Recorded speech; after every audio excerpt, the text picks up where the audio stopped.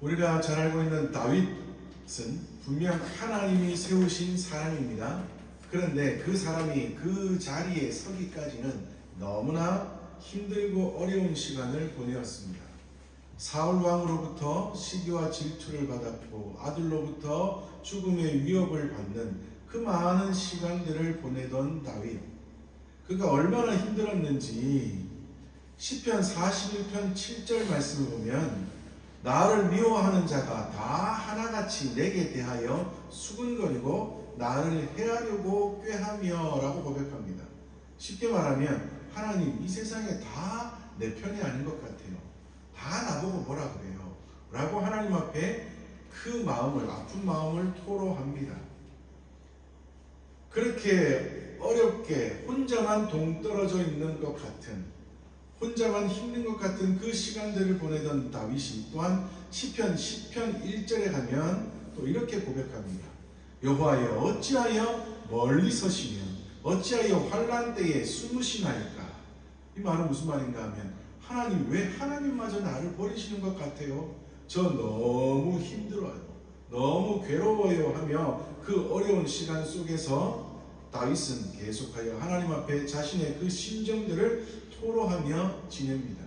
어찌 보면 너무나 솔직한 마음 같습니다. 물론 다윗 왕이 나중에는 승리하는 인생 되기는 하지만 그 어려운 시간들을 지내는 그 가운데에 시편 말씀들을 통하여서 이렇게 고백하는 것을 보면 너무나 솔직한 마음 같고, 또한 그 모습이 누구의 모습 같아요? 우리의 모습 같습니다. 특히 이 세상 가운데 그리스도인으로서 살아가려고 할 때 너무나 어려운 순간들을 맞이하는 우리와 같습니다. 안데센 동화 중에 미운 오리 새끼라는 작품을 아시지요? 엄마가 알을 낳았는데 그 알 속에 다른 알이 하나가 섞여 있는 것을 모르고 다 새끼를 부화했더니 오리 무리 속에 다른 오리가 섞여 있어요. 그러니 모두 다 오리인데 한 마리만 다르니 다른 오리 새끼들이 그 다른 한 마리를 어떻게 하겠습니까? 요즘 말로 왕따 시켜요. 그래서 혼자 괴롭습니다. 그런데 나중에 보았더니 그 오리가 나와 닮은 다른 어른 오리를 발견해요. 그랬더니 자신이 누구라는 걸 알게 됩니까? 백조라는 걸 알게 돼요. 다른 이들은 오리인데 나는 백조예요. 그런데 오리들이 백조를 왕따시키니 백조가 외로웠던 겁니다. 우리가 세상 속에서 살아갈 때 때로는 이렇게 외로울 때가 있습니다. 마치 미운 오리 새끼 같은 취급을 당할 때가 있습니다.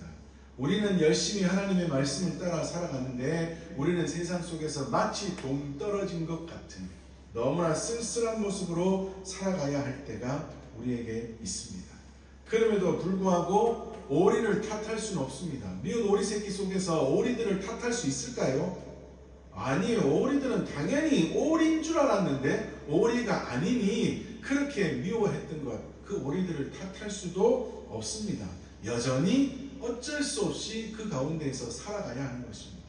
다시 말하면 우리들도 이 세상 속에서 그리스도인으로서 살아가는데 2025년 한 해를 또한 그리스도인으로서 열심히 살았는데 지난 한 해를 되돌아보니 그리스도인으로 살아가는 모습들 가운데 너무나 힘들고 어려웠던, 특히 백조였는데 오리무리 속에서 왕따를 당하며 살아왔던 것과 같은 그러한 시간들을 보내었던 우리들의 삶의 모습을 되돌아보면서도 우리는 그들을 탓할 수 없습니다. 어쩔 수 없이 그들과 함께 살아가야 하는 것입니다. 빌립보서 3장 20절 말씀을 보면 오직 우리의 시민권은 하늘에 있는지라 라고 말씀합니다. 다시 말하면 무슨 말이에요? 우리의 시민권은 하늘에 있지만, 다시 말하면 우리는 하늘에 속한 사람들이지만 그럼에도 불구하고 우리는 살아가는 삶은 어디예요? 이 땅입니다. 우리의 시민권은 하늘에 있지만 살아가는 터전은 이 땅이니 어쩔 수 없이 우리는 이 땅 가운데서 살아가야 하는데 그럼에도 불구하고 우리는 뭐로 살아야 돼요? 백조로 살아야 돼요. 백조로. 하늘의 시민권을 가진 백조로 살아야 합니다. 이 땅에서 살되 그렇게 살아야 하는 삶, 이것을 뭐라고 말합니까? 구별된 삶. 다시 말하는 성경에서 이것을 뭐라고 말해요? 거룩이라고 말합니다. 성경에서 우리를 바라보며 너희들은 거룩한 삶을 살아라 라고 말할 때에 그 거룩은 구별된 삶이며, 그 구별된 삶이라는 것은 우리는 하늘의 시민권을 가진 자이지만 살아가는 터전은 이 땅이니 이 땅 가운데서, 이 세상 가운데서 많은 사람들과 함께 살아가되 어떻게 해요? 백조로 구별된 자로 살아가라 라고 말씀해 주시는 것입니다. 우리가 2025년 한 해를 그렇게 살아왔습니다. 그러면서 또한 우리는 2026년 맞이할 한 해를 그렇게 살아가야 합니다. 그렇다면 잘 살았지만, 다시 한번 말씀을 통하여 상기하고 싶은 것, 잘 살아왔었지만 그렇다면 그렇게 사는 것이 어떠한 것인지, 오늘 모세의 가족들을 통하여서 어떻게 사는 것이 구별된 삶, 어떻게 사는 것이 거룩한 삶인지를 다시 한번 살펴보기를 원합니다. 야고보서 2장 14절에 내 형제들아, 만일 사람이 믿음이 있노라 하고 행함이 없으면 무슨 유익이 있으리요? 그 믿음이 능히 자기를 구원하겠느냐라고 말씀합니다. 또한 이어서 17절에 보면 이와 같이 행함이 없는 믿음은 그 자체가 죽은 것이라 라고 말씀합니다. 자, 우리가 구별된 삶, 거룩한 삶을 살아간다는 것은 뭐예요? 뭐 하라는 겁니까? 행동하라는 겁니다. 행함이 있는, 행동하는 삶을 살라라는 말씀입니다. 자, 우리는 구원을 어디서부터 받은 자입니까? 하나님의 선물로 구원을 받은 자입니다. 자, 선물이라는 것은 값을 주고 받은 거예요? 공짜예요? 선물을 누가 주면서 야, 내가 이거 선물인데 이 선물값 좀 줄래? 하는 사람이 있을까요? 없을까요? 그것은 선물이 아니에요. 그죠? 선물은 공짜입니다. 너무나 귀한 구원을 우리가 공짜로 선물로 받았습니다. 그런데 귀한 선물을 받은 자가 그 선물을 사용 안 하면 어떻게 될까요? 누가 아주 멋진 만년필을, 비싼 만년필을 선물을 했어요. 받을 때 너무나 좋아요. 오, 고마워요 하면서 받았는데 그것을 한쪽에다 두고 계속 그냥 둔다면, 그래서 만날 때마다 뭔가를 필기할 때가 됐는데 그 만년필을 사용하지 않고 자꾸 다른 볼펜을 사용하는 것을 보면 선물을 준 사람이 마음이 어떨까요? 뭐 저래? 내가 뭐 그렇게 비싼 거 좋은 거 사줬는데 왜 안 써? 이런 마음이 들지 않을까요? 그죠? 선물을 받은 자는 당연히 뭐 해야 돼요? 써야 합니다. 사용해야 합니다. 자, 우리가 구원을 선물로 받았어요. 구원을 우리의 선물로 받은 자가 우리의 행함이나 우리의 잘남이나 우리의 무엇을 통하여서 구원을 받은 것이 아니라 오직 하나님의 선물로 공짜로 구원을 받은 자이기는 하지만, 그 선물을 받은 자라면 이제는 뭐 해야 돼요? 써야 합니다. 구원의 무슨 증거로 나타내는 게 있어야죠. 그것이 뭐라고요? 우리의 삶입니다. 우리의 행함이라고요. 그것이 없으면 뭐라고요? 온전한 구원을 이룬 자인지를 알지 못한다 이 말씀입니다. 구원을 받은 자라면 당연히 무언가를 나타내며 살아가는 자가 되어야 한다는 말씀입니다. 그렇다고 해서 잘해야 하는 것은 또한 아니에요. 구원받은 자로서 하나님의 사랑으로 그리스도인이라고 해서 이 땅 가운데서 구별된 삶, 거룩한 삶, 무언가를 나타내며 살아가야 한다고 해서 그 삶이 잘해야 되는 것은 아니에요. 우리의 하나님은 뭐를 바라신다고요? 잘하는 것을 바라시는 게 아니라 뭐를 바라신다고요? 하는 걸 바라신다고요. 잘하는 게 아니라 뭐 하는 거요? 하는 걸 바라신다고요. 그저 살아가기를 원하시는 거예요. 구원받은 자로서, 구원받은 자의 증거로서 그 삶을 그냥 살아가기를 원하시는 거예요. 그렇게 잘 살기를 원하시는 거 아니에요. 그냥 하루하루 묵묵히 그 가운데서 살아가기를 원하시는 겁니다. 그 삶의 모습을 우리가 계속해서 모세의 가족들을 통해 살펴보기를 원합니다. 자, 먼저 모세의 부모님 어떠한 믿음의 행동, 어떠한 증거를 보이며 살았을까요? 자, 모세가 태어나던 시절 유대인들이 수적 부흥으로 인하여서 유대 산의 아이를 죽여야 하는 남아 말살 정책이 시행되었습니다. 야곱의 가족 70명으로부터 시작된 이스라엘 민족의 수가 애굽 땅에 430년 동안을 살면서 보니 너무나 많아져서 애굽 왕이 보기에 자기들이 위협을 받을 정도예요. 그래서 이제는 더 이상 남자아이는 태어나지 못하게 하라, 아니 태어나도 죽여라 라는 남아 말살 정책을 내리게 됩니다. 그런데 그 가운데 모세의 부모는 모세가 태어났음에도 불구하고 왕의 명령을 어기고 모세를 한동안 키우게 됩니다. 그런데 오늘 히브리서 말씀에서 보니 그렇게 모세를 숨겨 키웠던 그 행동을 뭐라고 이야기하고 있습니까? 믿음의 행동이다 라고 말씀합니다. 모세의 부모님이 모세를 숨겨 키웠던 것이 믿음의 행동이다 라고 말씀합니다. 자, 모세를 숨겨 키우다가 만약에 들키면 어떤 일이 벌어질까요? 자칫하면 모세도 죽고 또 누구도 죽어요?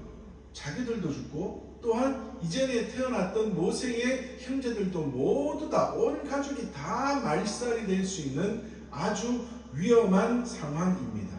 그럼에도 불구하고 모세의 부모는 모세를 3달 동안이나 숨겨 키워왔습니다. 그런데 왜 그랬을까요?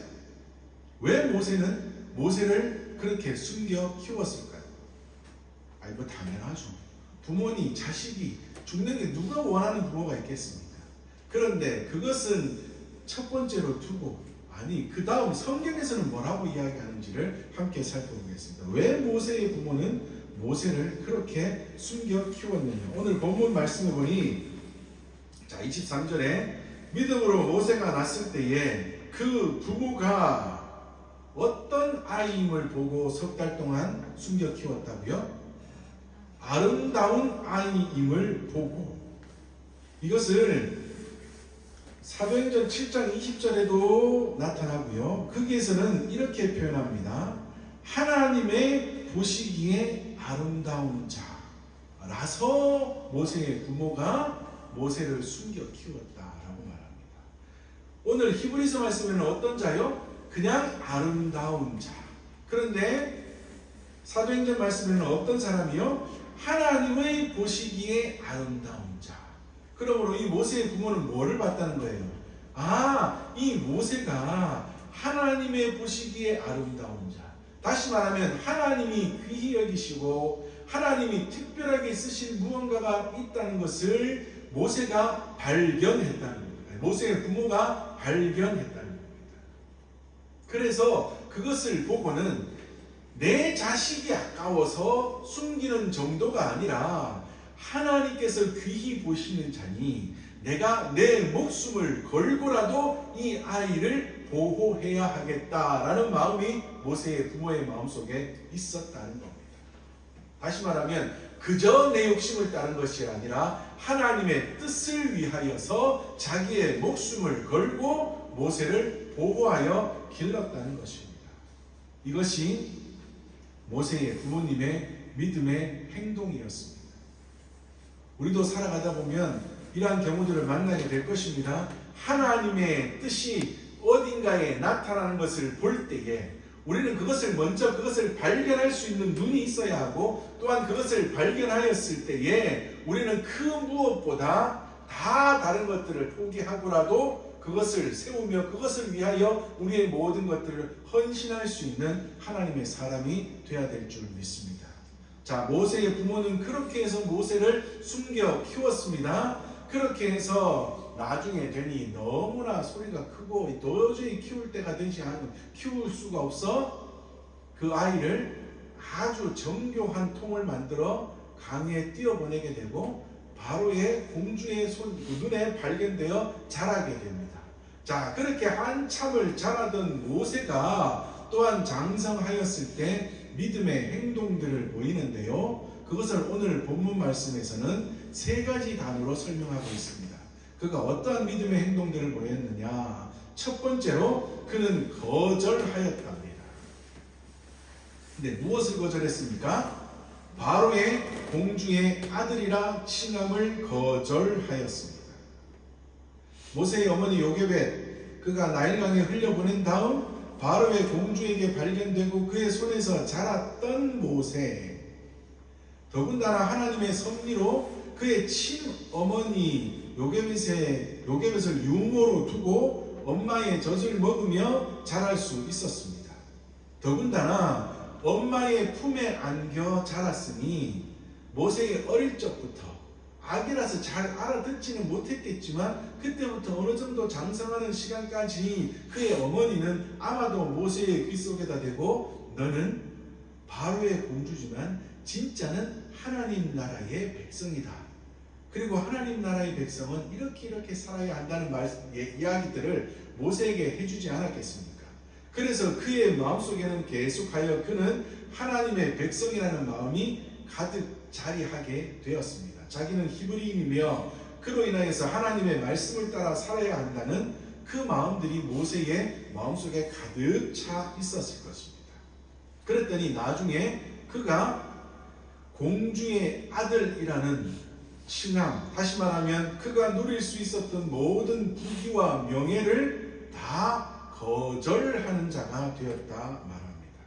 여기서 말하는 거절이라는 말은 거부하고 사절했다. 그러니까 도저히 그것을 행하지 않겠다, 가지지 않겠다고 철저하게 내모는 그러한 것을 의미합니다. 모세가 마음만 먹었다면 공주의 아들로서 수많은 부귀와 명예와 좋은 것들을 다 누리고 살아갈 수 있었음에도 불구하고 그는 그 모든 것들을 거절했답니다. 지금 이 세상은 얼마나 부귀와 명예를 쫓는 시대입니까? 얻을 수만 있다면 모든 것들을 포기하고서라도 그것을 얻고 싶어하는, 부귀와 명예를 얻고 싶어하는 그러한 시대인데, 심지어는 부귀와 명예와 내가 가지고 싶은 것들을 가질 수만 있다면 믿음마저도 포기하고 싶어 하는 것이 이 현대 시대의 사람들의 모습인데, 가질 수 있었고 바로 눈앞에 와 있었던 부귀와 명예, 그것을 포기하고 살아간다는 것, 모세에게 정말 결코 쉬운 일이 아니었을 겁니다. 또 이렇게 얘기할 수 있어요. 에이, 모세가 사람을 죽이고 또한 그렇게 하는 범죄를 저질렀으니 어쩔 수 없이 도망갔었기 때문에 부귀와 명예를 포기한 것이지 그가 그 스스로 포기한 것은 아니잖아요 라고 말할 수도 있습니다. 그러나 그의 마음속에 진짜 내가 하나님의 백성이라는 마음이 없었다면 동족 간의 싸움을 말리고 또는 애국 사람이 자기의 민족의 사람들을 괴롭히는 것을 보았을 때 그를 쳐 죽이고 하는 것, 행동들을 처음부터 안 했을 거라. 애국 사람이 자기의 민족의 사람을 괴롭히는 것을 하든 말든 나는 부귀와 명예만을 쫓고 공주의 아들이라는 것만 즐기며 살았었다면 모세는 그것을 봐도 아무것도 안 했을 거라고요. 그런데 그 행동을 했다는 말은 뭐예요? 하나님의 사람이라는 마음이, 그리고 이것으로 인하여 내가 어떤 해를 받더라도 상관없다는 마음이 모세의 마음속에 가득 차 있었다는 겁니다. 그렇기에 그는 부귀와 명예를 거절하고 바로의 공주의 아들이라는 칭함을 받는 것을 거절하는 사람이 되어 믿음의 행동으로 하나님의 기쁨이 되는 사람이 되었다는 겁니다. 여기서 말하는, 그런데 부귀와 명예, 여러분 부귀와 명예는 나쁜 거예요? 좋은 거예요?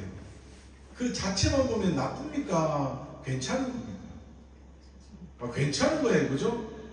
자꾸 어느 교회에서 돈을 쫓지 마세요, 부귀를 쫓지 마세요, 막 그러니까 마치 부귀와 명예, 돈이 나쁜 것 같은데, 성경에서 말하는 것은 부귀와 명예와 돈과 그러한 것들이 나쁘다는 게 아니라 뭐라는 거예요? 그러한 것들이 하나님보다 앞서지 말라는 거예요. 그러한 것들이 하나님의 일을 하는 것보다 앞서지 말고 하나님보다 더 귀히 여김 받지 않게 하라는 겁니다. 모세에게 있어서도 민족의식, 하나님의 백성이라는 민족의식을 가지는 것보다 부귀와 명예가 앞서지 않게 하기 위하여 바로의 공주의 아들이라는 칭함을 거절했다 이 말입니다. 나는 그것을 숨기고 봐도 못 본 척하고 바로의 공주의 아들로서 잘 살아가는 것보다 차라리 이것이 없더라도 내 민족의식을 가지고 내 동족들과 함께 기쁨으로 살아가는 것이 더 좋다라고 여겼다는 겁니다. 그는 그 모든 것보다 하나님의 일을 더 앞세우는 그러한 사람이었다는 겁니다. 그래서 그는 그것을 하나님께서 믿음의 행동이라고 보시며 그로 통하여서 칭찬하는, 그리고 또한 하나님으로부터 칭찬받는 인생이 되었습니다. 자, 두 번째로 그를 설명하는 것은 더 좋아했다라는 단어입니다. 무엇을 더 좋아했습니까? 하나님의 백성과 함께 고난받는 것을 더 좋아했습니다. 자기의 동족인과 애굽인의 다툼에 끼어들었다가 일어나게 된 살인사건, 그로 인하여서 결국에는 도망자가 되는 그리고 나중에는 이스라엘 백성들을 이끌고 광야 생활을 해야 하는 그 모든 어려움의 순간들을 바로는 걸어갔는데 그 모든 것들을 바로는 더 좋아했다. 무엇보다 애굽에서 누릴 수 있었던 부귀와 명예보다 그러한 것들, 하나님의 백성들과 고난받는 것을 더 좋아하는 인생으로 살아갔다는 겁니다. 다시 말하면 넓은 길을 버리고 좁은 길을 택하는 믿음의 사람이었습니다. 잠시 죄악의 낙을 누리는 것보다, 잠시 일시적인 즐거움과 일시적인 짜릿함을 누리는 것보다 더 고난의 길, 더 좁은 길로 걸어가는 것을 더 기뻐하는 모세가 되어 살아갔답니다. 이 세상은 점점 더 넓은 길만 좋아하는 시대입니다. 넓은 길보다 좁은 길 너무나 힘들어하고 정말 괴로워하고 가지 않기를 원하는 그러한 시대인데, 모세는 그러한 넓은 길을 포기하고 좁은 길을 택하여 고난받는 길을 걸어가면서도 그것을 더 좋아하고 더 즐거워하는 하나님의 백성이 되었다는 겁니다. 그리고 그를 설명하는 세 번째가 그리스도를 위하여서 받는 능력을 애굽의 보화보다 더 큰 재물로 여겼다 합니다. 자, 그가 하나님의 일들을 하기 위하여 하나님의 말씀을 지켜 살아가기 위하여서 얼마나 많은 능력과 비방과 불명예를 당하였는지요. 심지어는 자기의 동족이 고난당하는 것을 보고 애굽 사람을 쳐 죽였는데, 나중에는 동족끼리 싸우는 것을 볼 때 그것을 말리러 갔더니 동족이 뭐라고 이야기합니까? 왜? 우리도 죽이려고? 말이 되냐고요. 자기의 동족의 사람이 고난당하는 것을 도와주려고 살인까지 저질렀던 모세를 알고 봤더니 공주의 아들인 줄 알고 봤더니 우리의 동족이래. 그것 정말 대단한 사람 아니야? 그래서 자기들이 싸우고 있을 때 와서 말린다면, 예, 알겠습니다, 당신의 말을 듣겠습니다, 그래야 될 텐데, 그 사람들이 하는 말이 야, 우리까지 죽이려고? 라고 하는 소리를 듣지요. 또한 나중에 하나님의 말씀을 따라서 이스라엘의 지도자가 되어 출애굽을 하는 출애굽의 지도자가 되어 살아가는데, 그렇게 나아갈 때마다, 어려움을 당할 때마다, 밥을 없을 때마다, 물 없을 때마다, 괴로울 때마다 백성들은 누구에게 원망합니까? 모세에게 원망하죠. 그러니까 얼마나 많은 고난의 말, 능력의 말, 비방의 말, 불명예의 말을 들으며 살아갔습니다. 그러나 그 모든 것들을 모세는 뭐라고요? 더 좋은 것을 여기며 더 기뻐하며 그것으로 인하여 살아가는 하나님의 백성이 되었다. 모세의 부모도 모세도 그의 길 가운데에서 정말 믿음의 행동들을 통하여서 하나님 앞에 온전히 영광을 올려드리며 살아가는 하나님의 백성들이 되었습니다. 모세의 부모가 행하였던 그 믿음의 행동들, 그리고 모세가 행하였던 그 믿음의 행동들을 보면 정말 가장 이 모든 것들을 한마디로 한다면 뭐가 되겠습니까? 하나님이 나에게 맡겨주신 일들이 가장 우선이라는 것, 하나님의 뜻이 가장 우선이라는 것이 그들의 마음속에 가득 차 있었다. 그래서 그 어떤 것도 하나님의 말씀보다 앞서지 못하게 하여 하나님의 말씀이 가장 귀하고 가장 우선임을 기억하며 하나님의 말씀을 따라 살아가려고 노력했던 모습들, 그것을 다시 처음으로 돌아가면 그 삶이 어떤 삶이에요? 구별된 삶, 거룩한 삶이었습니다. 모세의 부모는 그렇게 살았습니다. 모세는 그렇게 살았습니다. 그랬더니 하나님께서 모세의 부모도 모세도 하나님이 기뻐하시는 인생이라고 칭찬하여 주셨습니다. 우리가 오늘 2025년 마지막 주일 예배를 드리면서 이제 2026년을 맞이하게 될 텐데, 우리 2026년에는 어떻게 살아가야 할까를 생각하며 고민하며 기도하는 가운데, 우리도 모세의 부모처럼 모세처럼 이러한 믿음의 행동으로 2026년을 살아 정말 구별된 삶, 정말 하나님이 기뻐하시는 거룩한 삶을 살아 그로 통하여 하나님 앞에 영광 올려드리는 인생이 되겠다. 더욱더 하나님 앞에서 다짐하고 결단하는 놀라운 은혜가 우리 가운데 넘쳐나기를 주님의 이름으로 축복합니다. 아멘.